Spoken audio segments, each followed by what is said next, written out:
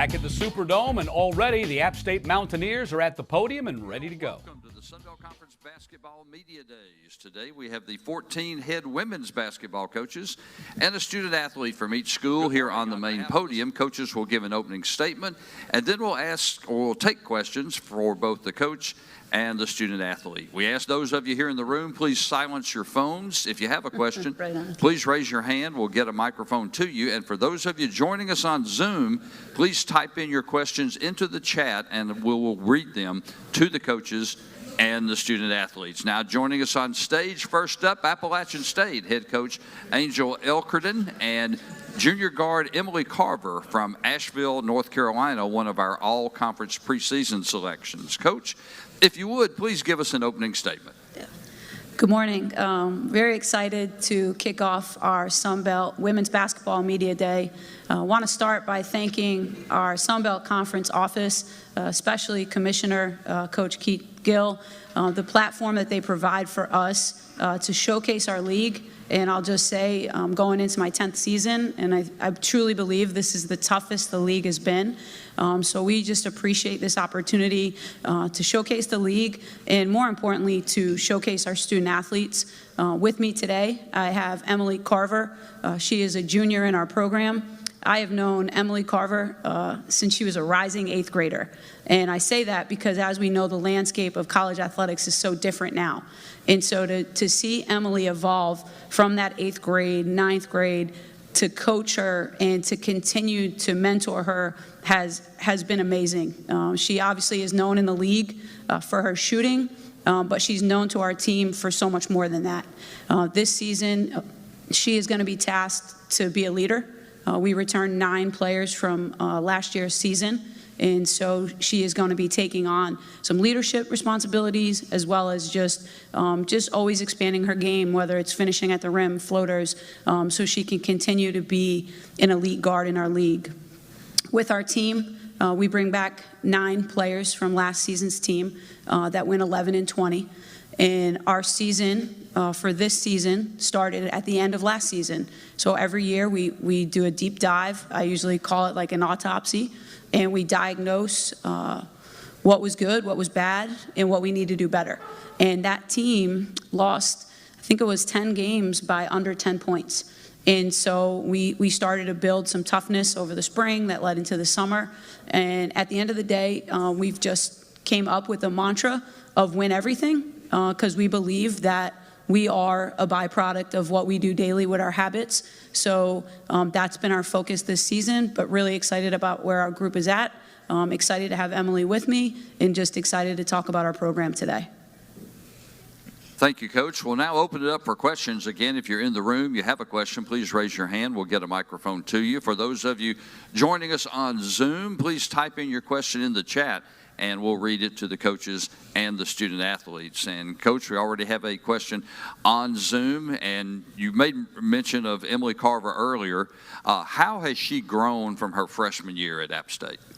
Physically, I joke with her when I watch old practices to just reflect on different drills and plays.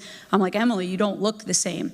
So I think in terms of her body, what she's been able to do in the weight room, from a fitness perspective, she talks a lot more. Believe it or not, she was very quiet as a freshman, and I think she's now learning how to use her voice and defensively. When she stepped on the court at App as a freshman, we joked because she played a lot of offense in high school, and I don't know if she played a lot of defense because she could never get in foul trouble. They needed her.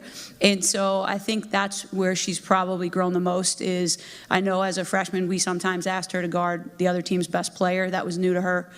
We have more weapons defensively, but she's really grown. I would say leadership and defensive have been the 2 main areas. And Emily, second part of that question, how do you think you have grown since that freshman year, and where do you still need, do you think, to improve your game? I would agree with Coach Angel a lot physically. Like coming in my freshman year, it was hard to play with like bigger, stronger athletes. I mean, they were a lot faster than me. So working on my game in the weight room, you know, that's a big change for me. And then I would say like an area that maybe still needs to grow, even though she said I'm getting better, is my leadership. I need to speak up a little bit more. Like I'm more of like a lead by example type leader, but like I'm still working on leading them more, speaking up. And another question, Zoom, for you, Coach. You've added Evan Turkish to your staff. What does he bring to the table as an assistant coach? Coach Turk has been an unbelievable addition. He brings an analytical mind to the game. So, in interviewing him and getting to know him, he took my career over the last 10 years, and he took out the first 2, and then he looked at the last 8, and he took all the numbers and says, these are the 4 things that we've got to do to win more games. And not only does he bring the numbers behind it, but he brings the expertise and the knowledge. He relates to our players well. He's a calming presence in our staff, and he's got a really tremendous upside. But I'm really grateful to have him on this journey with us. Got a question here for Emily. Your coach mentioned at the end of the season, you guys, she does her diagnosis, but as a leader from a player's perspective, what does that internal reflection look like for you? And then how does that kind of transition into the locker room? Yeah, I mean, reflecting on myself, we know what we did last year, and like that's something that we want to grow on and play off of. Like, we want to continue to grow on each year. So we just came in and we knew what we needed to do to get better and get where we needed to be for the next year. And then, like she said, we just had the mantra, win everything. So we approached that in every way, like winning the classroom, going to training table or whatever. So we just try to win everything. And then a question for you both here. Obviously, the Sun Belt has put a lot of resources into, basketball as a whole and growing this league. What were your thoughts going back to Pensacola, getting that experience? Maybe not the result you wanted on the court, but still a very good recruiting opportunity to, tell people, yeah, our conference tournament's at the beach. Start with you, Coach. Yeah, I love the tournament in Pensacola. Number one, it's already on the calendar. Everybody's going. It's a destination. So families, friends, our families now rent Airbnbs. Like, it's important. And so it's a destination, and it's something that when you provide this roadmap to your team, you've got to tell them where we're going. And they always know that the end is Pensacola. So I think that's really special. This past season, we were able to get a win down there. Now, that's important. I didn't realize until after some of the newcomers were saying, like, I was very nervous the first time. And so now going back there the third year with a group of players that got a win, I think that's just going to give us more momentum. But our fan base loves it. Our families love it. I love it. I've been in the league a long time, and take nothing away from New Orleans, we just always didn't bring everybody. We didn't know if we were going to end up here. We know where this end game is. We know where those nets are going to be cut down. So that's something that we can visualize with our team. Yeah, I would say playing in Pensacola is something special. Like, we get down there a couple days before, we get to have a day on the beach. Like, it's a great experience as a team. And then, like, when you take it to the game, like, getting a win down there, it just felt so, like, fun. Like, the celebration after the win, like, and if we can continue to build on that to eventually cut down the nets, that would be awesome. Zoom question for both of you. Your team's taking part in the Thanksgiving Basketball Classico in Puerto Rico. How excited is the team to take part in that tournament, and how can that team or your team's appearance in it help with the rest of your travel schedule and your team going forward? Great question. It's kind of been something that I've wanted to do with our group. We were scheduled to do a foreign trip, COVID hits, and so the opportunity to take them to Puerto Rico came on the table. We've had tremendous support from App Nation, just helping us fund that trip. I wanted us to play in a tournament so we start to understand what it feels like to play back-to-back and win something. Because I also think you talk about Pensacola, but you don't get that experience until Pensacola. So I think going to Puerto Rico in Thanksgiving and having that opportunity to play back-to-back, to have that opportunity to go down there, do some community service, do something fun with our group, I just think continues to grow our program to the program that I want it to be. Coach, a question for Zoom here. A lot of teams, every year I feel like you try to find an identity. You try to find, what is going to be our mantra. And you can answer this too as well. But Coach, what have you kind of seen from this group in the preseason, and Where is that kind of taking shape? Well, our one mantra is to win everything. And so that is who we're trying to be in every aspect, and Emily hit on it, on the court, in the classroom. We're a culmination of our daily output, and so we talk about that every day. Our style of play, we are trying to play really fast this season. And one of the things that we've identified in that autopsy was like, we're small, and we know that today. It's not going to change come January. And so we have got to be small, we got to be scrappy, we got to be tough. And so we've put these ladies in situations this year where we're pushing pace, and so our practice is bleeding that. It's bleeding, getting out and running and playing fast. We know we got to generate 12 steals a game, going back to the analytics. So our practices, we're practicing that. And so we've identified, we've rolled out to our team what it's going to take to be great this season. And every single day, if you walked into the practice gym, you wouldn't say they're going to walk the ball up the court. You just wouldn't. You wouldn't say they're not going to be disruptive. You would feel it in our gym, and that's what we're trying to do at our team. Yeah, going off of that, I would say we're just going to play hard and we're going to compete. No matter what drill we're doing, what team we're on in practice, we're just going to compete. Like, we're always going at each other, some good, healthy competition in practice. So you can always look for us to compete on the court. Now time back in our Bank Plus studios, and we'll talk Appalachian State Mountaineers. Angel Elderkin is the head coach, now in her 10th year as the Mountaineers head coach, and Emily Carver joins us, named to the preseason All-Sun Belt team. Thanks a lot for being with us. Picked 12th, and we start every conversation with where you've been picked, and we know that means nothing. You know, last year 11-20, 6-12 in the conference, 10 seed, but you did win a conference tournament game as well, and you know that kind of followed up on the fact that you were a 4 seed the year before, which was a program best, and 3 winning seasons out of the previous 4. What does it take? What's kind of been the point of emphasis for your team in off-season, preseason workouts to get back to that momentum that you had just a couple of years ago? Yeah, we've talked a lot about the fourth quarter. When you look at our record last year, we lost 10 games, 11 games by under 8 points. And we were in every game until that fourth quarter. So we've really built a plan around that so we can close out games. And what I love about it is we returned 9 players who've had that experience of, Coach, we can play with everybody, but now we got to finish with everybody. And so I think that last year was a lesson. Yes, did we take a step back? But sometimes you got to lose with players before you win. And so I think this group learned a lot about ourselves last season. So what is the secret sauce? Because when we talk about not closing out games, and this is not an uncommon issue, there's plenty of teams in the country who are dealing with this as they go into the next season. Is this a mental thing? Is this a physical thing? A combination of both those factors? It's trust. Trust. Trust. Okay. You got to trust. Teammates. You got to trust each other. You got to trust the coaches. You got to trust in that moment.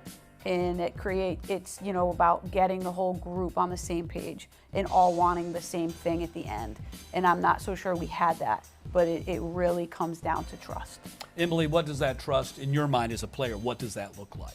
I would just say, like, having everybody on the same page. This year, I feel like we all know what we want after what we went through last year. Just knowing what we want and having everyone on the same page and going after the same goal. And so during that fourth quarter, we know everybody has the same mission. As we were talking about a few moments ago, your 10th season at Boone. So it's been a decade now at App State, and you've made some amazing accomplishments and progressions within the program. As you look back on the decade, what are you most proud of? And also, as you look back on that decade, what do you feel like, well, we still have these hurdles that we need to clear, these improvements we need to make? I'm most proud of the people that I develop off the court. When I look at my decade and I can reflect on the people that have come through wearing the black and gold, I now have an alumni and a base. And so that's, always creating a higher purpose than winning. But it keeps me up at night that we haven't been able to win this thing. Right. And I remember Emily, who was with me, I think it was after your freshman year you came in, because our men had won. And she had come in my office and was like, we're going to the NCAA tournament. And I said, you know what? That's what I need. I need a player to walk in and want it as bad as I want it. So for them to also be up at night, yes, wondering why it hasn't happened yet, right? But this league is so tough. And, it's like so many different things determine the outcome, and you can't always control it. So this year, it's just about building our daily output, building our habits, so we can put ourselves. It doesn't guarantee wins, but at least we'll know at the end of the day we deserve to win because of what we've done. And the league is so tough, and it's already tougher with the 4 teams that were added to the mix last year as well. Emily, what's practice like? What's not just practice on the court, off the court, traveling with Coach?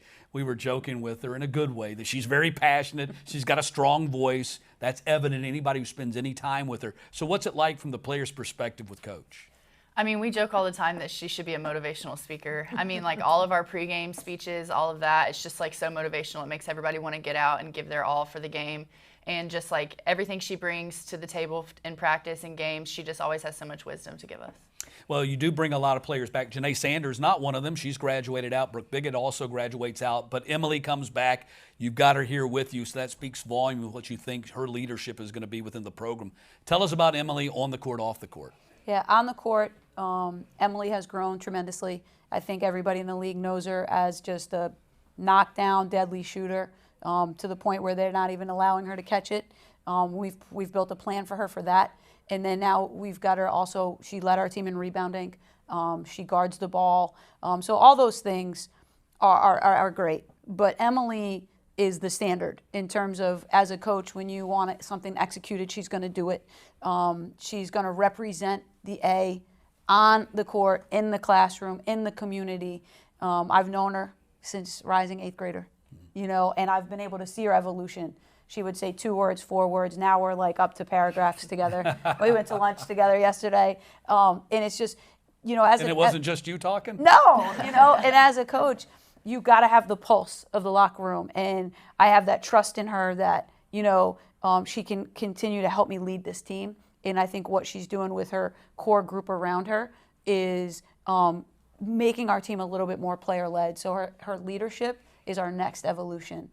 And that's when I say, what are you most proud of? Like when she graduates, like her becoming the best leader that she can be for us. Well, she's definitely leading with her shooting. As you mentioned, she led the Sun Belt Conference in threes per game, hit 76 threes last year, shot 44% behind the arc. What's the key? How much work does it take?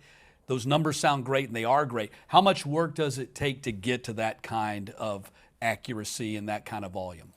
I think just like reps after reps, and then having like the confidence of your team. Like I know every time that I'm shooting it, all my teammates are standing up. They think it's going in. So just knowing that my team is confident in me and just having their support really means a lot. And you averaged 12.3 points per game last year. The conference, you set a program record is what I'm trying to say, 233 on 3-point shots last year, 3-point makes, not shots, but 233 makes. Do we see more of that? Is that more of the game plan or a continuation of the game plan for this coming season? Yeah, we're a paint touch team, but my players know I'm a 3-point shot, I'm a paint, and a free throw.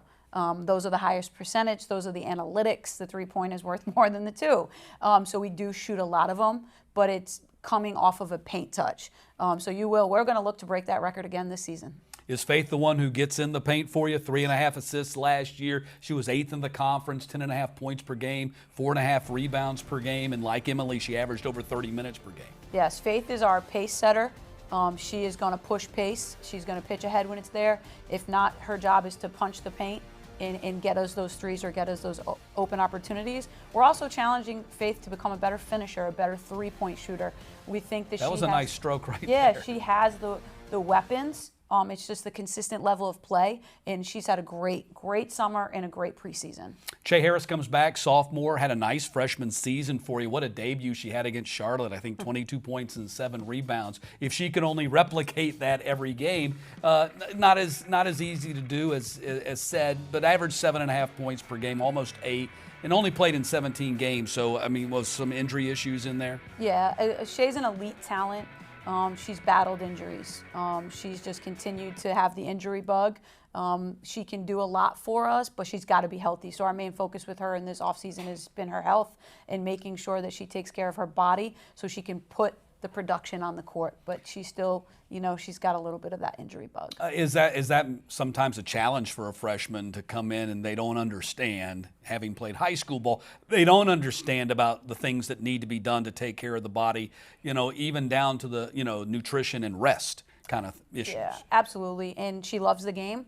And so the moment she can think about coming back, she pushes herself to the limit, and then she ends up back to where she was. So it's just her understanding that whole process. Some interesting newcomers. Rylan Moffitt comes to your program from Daytona State.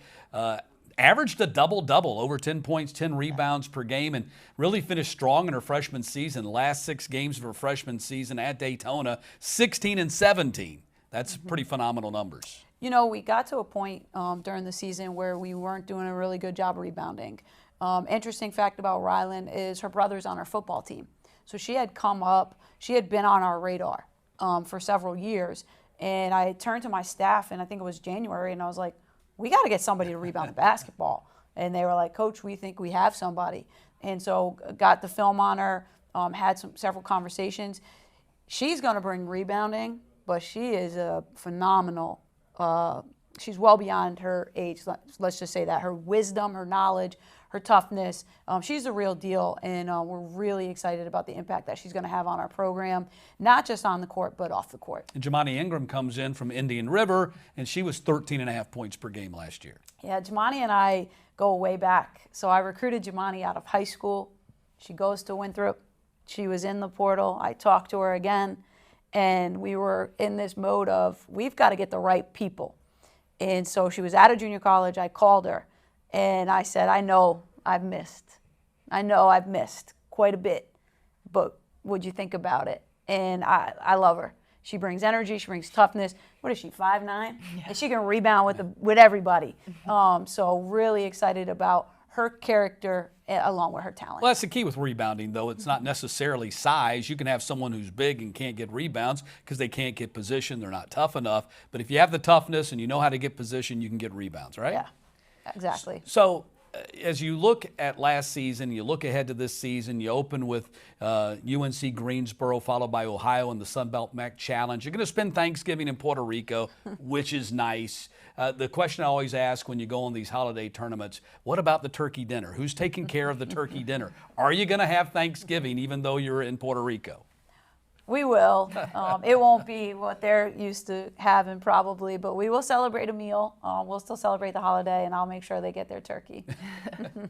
So, but on a kind of a serious note, how do you deal with that? Because you got games like on a Thursday and a Friday, and you don't want to fill them up with turkey, and you don't want them to get too lazy because you got to play some basketball. Yeah, I probably will look at like maybe that Monday and do something at home, and then when we're there, we're gonna do a pregame meal. Maybe it's after, but we'll figure it out. It's part of like navigating. I'm gonna be more worried about Furman and Binghamton, but I got some great people around me that will make sure that we get turkey.